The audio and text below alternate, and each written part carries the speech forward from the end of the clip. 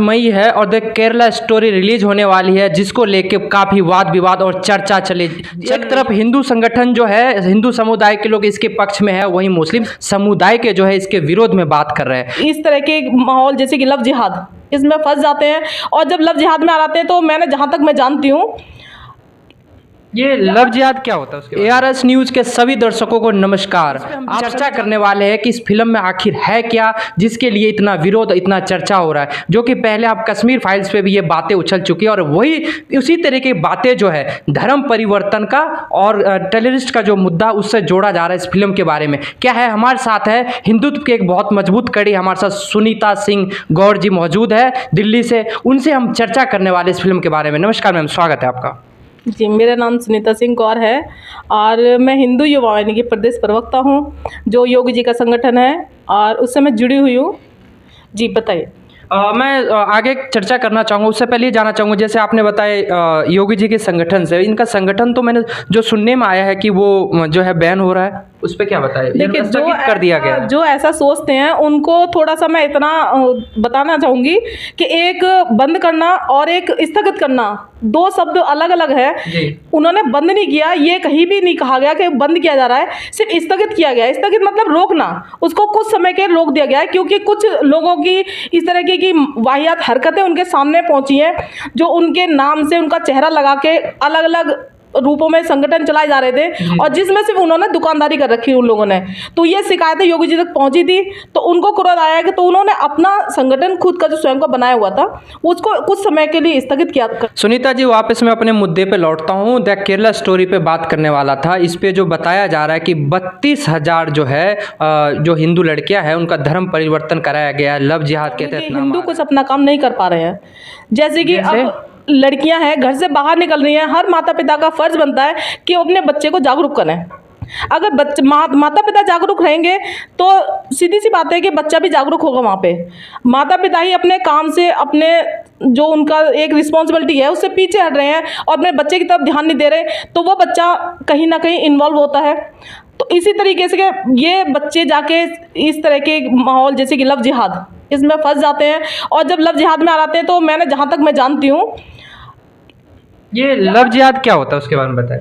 Love जिहाद ये होता है कि कोई मुस्लिम जी अपना नाम उपयोग ना करके हिंदू नाम से किसी लड़की के साथ फरेब करता है जी, उसको अपने झांसे में लेता है, उसके बाद जब उसे बताता है सच्चाई कि मैं मुस्लिम हूँ, उसे लव जिहाद कहते हैं। शादी या उस करने के बाद या उसको संबंध बनाने के बाद बताते हैं कि मैं संबंध बनाने के बाद बताते हैं। फिर शादी करना उनकी मजबूरी आती है, क्योंकि उनके पास कुछ ऐसे फोटोग्राफ्स कर लेते हैं वो, ताकि उसको लड़की को बहका सके, डरा सके, धमका सके, ये ब्लैकमेल कर सके। हाँ, तो उसकी मजबूरी आती है कि भाई लव जिहाद में आके उनको शादी करनी पड़ती है उसको, मगर उसको सांत्वना दी जाती है कि तुम हमारे धर्म में आओगी तो हमारे धर्म में सुरक्षित रहोगी और तुम्हारे साथ में ऐसा कुछ नहीं होगा, तुम अपने धर्म के हिसाब से भी चल सकते हो, पूजा पाठ भी कर सकते हो, हम तुम्हारे साथ कोई रोक टोक नहीं करेंगे।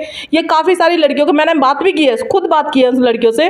तो उनके साथ अभी एक लड़की नोएडा में भी रह रही है, उसके साथ भी यही सेम घटनाएं हुई हैं जो लव जिहाद की मारी। आज वो नशे में धुत हो चुकी है लड़की, क्योंकि उसको भी लव जिहाद में फंसाया गया, पहले नाम अलग बताया गया और ऐसे मुद्दे काफ़ी सारे क्षेत्रों से हमारे सामने आते रहते हैं। देखिए सुनीता जी, मैं यहाँ ये जानना चाहूँगा, 32,000 संख्या जैसे बताई जा रही है, बहुत बड़ी संख्या होती है। क्या वहाँ के सरकार को इस चीज़ के बारे में कोई जानकारी नहीं थी? ये क्योंकि वहाँ हिंदू संगठन भी एक्टिव है, मान लीजिए अगर इस तरह की चीज़ें बाहर आती है तो राष्ट्रीय स्तर पर आना चाहिए, वहाँ भी हिंदू संगठन जो एक्टिव है, तो ये मुद्दा इतने दिनों से बाहर क्यों नहीं आया, अभी कैसे अचानक इलेक्शन के टाइम पे? देखिए, इलेक्शन के टाइम पे ये तो कुछ नेताओं की राजनीति होती है कि वो मुद्दों को कब किस तरीके से उछालना है, कब किस तरीके से उनको दिखाना है, प्रस्तुत करना है, मगर हिंदू संगठन अपना काम करते रहते हैं।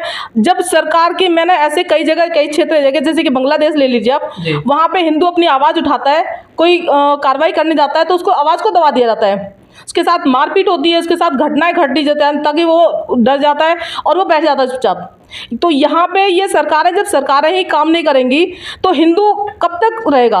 अभी एक ब्रह्मपुरी क्षेत्र, दिल्ली का ही ब्रह्मपुरी क्षेत्र ले लीजिए, इसमें 70 हिंदू परिवार थे, आज वहाँ पे 10 हिंदू परिवार बचे हुए हैं, बाकी 60 परिवार जा चुके हैं, सिर्फ इसलिए क्योंकि उनके साथ में प्रताड़नाएं हो रही हैं। आपके कहने के अनुसार जहां मुस्लिम बहुल क्षेत्र है वहां अल्पसंख्यक वाले हिंदू सुरक्षित नहीं है? बिल्कुल नहीं है, हिंदू वहाँ पे प्रताड़ित है। अगर अब ये कहें किसी भी सरकार, मेरा सबसे, जो भी सरकार है, मेरा सबसे ये सवाल है कि पहली बात तो अब मुस्लिम अल्पसंख्यक नहीं है, उनकी संख्या बिल्कुल। जब देश का बंटवारा हुआ था तब 2% रहे थे, तब अल्पसंख्यक था, ठीक है। आज की डेट में मुस्लिम खुद कहते हैं कि हम 40% हो चुके हैं, हम 36% हो चुके हैं, तो फिर अल्प कहाँ है? अल्प का मतलब ही 10 से नीचे होता है। बिल्कुल बिल्कुल अलग भी है, जैनी भी है, सिख भी है, बौद्ध भी है। बिल्कुल बिल्कुल। तो अब अल्प तो है ही। अब जिस क्षेत्र में ये ज़्यादा हो चुके हैं, इनकी गिनती ज़्यादा हो चुकी है, वहाँ पे हिंदुओं के साथ में प्रताड़ना हो रही है। और वहाँ से ब्रह्मपुरी क्षेत्र जाके देख लीजिए, अब आपके सामने वो कहते हैं ना, सच को आज क्या है। जी जी। तो आप जाके देखिए, आज 10 परिवारों को घरों के आगे ही पोस्टर लगे हुए हैं कि ये घर बिका हुआ है। अब वहाँ से वो लोग भी जाने के लिए बेचारे तैयार हैं कि कैसे भी करके हमारा घर बिक जाए और हम यहाँ से निकल जाएं, क्योंकि उनके साथ में कुछ ना कुछ डेली की घटनाएं घटती हैं। देखिए, ऐसा मुद्दा यूपी में भी आया था, कैराना में, जो आपने सुना होगा। काफ़ी ज़्यादा ये मुद्दा दबा हुआ था, लेकिन सरकार ने इस ओर फोकस किया तो काफ़ी ज़्यादा मामला ऊपर लेवल तक ये उठा था। तो आपके कहने का मतलब है जहाँ पे मुस्लिम बहुल क्षेत्र है, वहाँ हिंदू सुरक्षित नहीं है, ये कहना चाह रहे हैं आप? चलिए कोई नहीं, अब ये आगे आपसे ये जानना चाह रहा था, ये धर्म परिवर्तन वाली बात जो आई है केरला स्टोरी पर, उसमें क्या कहना है आपको अपनी तरफ से? और देखिए, केरला स्टोरी में मैं इतना कहना चाहूँगी, सभी हिंदू परिवारों से निवेदन करना चाहूँगी कि सभी हिंदू परिवार अपनी बहन, बेटियाँ, बहुएं, सबको ये पिक्चर भी दिखाएं और इसे प्रमोट करना है। मैं ये नहीं कह रही कि उसका मतलब टीआरपी बढ़वाएं, टीआरपी बढ़ाने के लिए नहीं, अपने बच्चों का भविष्य सुरक्षित करने के लिए, अपनी बहन बेटियों को सुरक्षित करने के लिए ये पिक्चर भी दिखाएं, ताकि वो बहन बेटियाँ जागरूक हों और उनको पता चले कि हमारे धर्म में किस तरीके से, किस प्रकार हमारा प्रताड़ित हमें किया जाता है और किस तरीके से हमारा धर्म परिवर्तन कराया जाता है, ये सब चीज़ें उनको पता चले। देखिए, जिस क्षेत्र में यह एक स्टोरी चल रही है, केरल है, वो बगल में आपके वहाँ पास में, मतलब बेंगलोर का कहना चाहूँगा। अभी बजरंग दल का नाम आया था पीएफआई का बैन करने का, है ना, लेकिन बजरंग दल का नाम और ज़्यादा उछल के आ रहा है इस वक्त, तो इसे पॉलिटिक्स मुद्दा देखा जा रहा है। तो कहीं ना कहीं केरला का ये जो स्टोरी है, कहीं पॉलिटिकल मुद्दे से तो नहीं जोड़ के इस तरह की बातें उछाली जा रही है? देखिए, बातें तो नहीं उछाली, जो केरला की स्टोरी है वो सच्चाई के आधार पर रखी गई है। और बजरंग दल की बात यह है, तो देखिए, बजरंग दल एक पुराना दल है जो भगवान हनुमान से जुड़ा हुआ है, जो हमारे आस्था से जुड़ा हुआ है। और उसके लिए कुछ लोग, कथाकथित लोग, जो मैं उनको कह सकती हूँ, क्योंकि स्पेशल नाम किसका लूँ, तो तथाकथित लोग ये समझ जाएं कि उनके कहने से ना ही तो भगवान राम का मंदिर बनने से रुका और ना ही बजरंग दल कभी स्थगित हो सकता है। बजरंग दल अपने तरीके से काम करेगा, करता आया है, करता रहेगा, और राम मंदिर भी ना रुका था और ना रुकेगा। राम मंदिर का भी निर्माण जो चल रहा है वो पूर्ण हो गए, तब हम राम मंदिर दर्शन करने भी जाएंगे। उसी प्रकार से बजरंग दल भी अपना काम करता रहेगा। और केरला स्टोरी के ऊपर मुझे सिर्फ इतना ही कहना है कि अपने हिंदू परिवारों से वो अपनी बहन बेटियों की पिक्चर को जरूर दिखाएं। अभी इलेक्शन 2024 में भी होने वाला है, लोगों का यही कहना है कि बार बार लोग यही कहते हैं कि बीजेपी के पास धार्मिक मुद्दों के अलावा और इस तरह के लोगों को लड़ाने के अलावा और कोई मुद्दा नहीं होता है। तो इस पर आप क्या कहना चाहेंगे, क्योंकि अभी इलेक्शन 2024 का होने वाला है और लोग इसी चीज़ के लिए बार बार फोकस करते हैं? देखिए, ये जो लोग कहते हैं, मुझे सिर्फ उनसे इतना पूछना है कि क्या उनके घर में बहन बेटियां सुरक्षित हैं?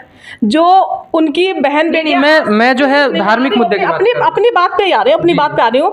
और रही बात बीजेपी की, तो बीजेपी एक मतलब धार्मिक मुद्दे के, बीजेपी अपने धर्म के आधार पे चलती है। बीजेपी ने हर वो चीज़ आके प्रस्तुत की है सामने देश में, वो काम किए हैं जो पहले कभी पॉसिबल नहीं थे, जो हमने सोचे नहीं थे। वो काम चाहे राम मंदिर हो और चाहे कृष्ण मंदिर हो, चाहे काशी विश्वनाथ हो, कहीं का भी मुद्दा ले लीजिए, बीजेपी ने अपने तरीके से ये सब चीज़ों का समाधान किया है और हमारी आस्था के साथ हमें इससे जोड़ा भी है। देखा सुनीता सिंह गौर जिससे हमने बात किया, जो कि हिंदुत्व एक कड़ी है। मेरा मतलब सिर्फ इस संगठन हिंदू को बताना नहीं था, बल्कि अभी जो फिल्म आ रहा है द केरला स्टोरी, उस पर क्या है इसका संज्ञान लेना था, इस पर उन्होंने जानकारी दी है। और आप सभी भी इस पे अपनी क्या जानकारी दे, मतलब कमेंट्स बॉक्स में अपनी क्या राय देना चाहते हैं, तो मूवी देखने जाए और मूवी देखकर जरूर हमें भी इसका अपना फीडबैक दे। मैं सुशील कुमार, ARS न्यूज़ के साथ, नोएडा।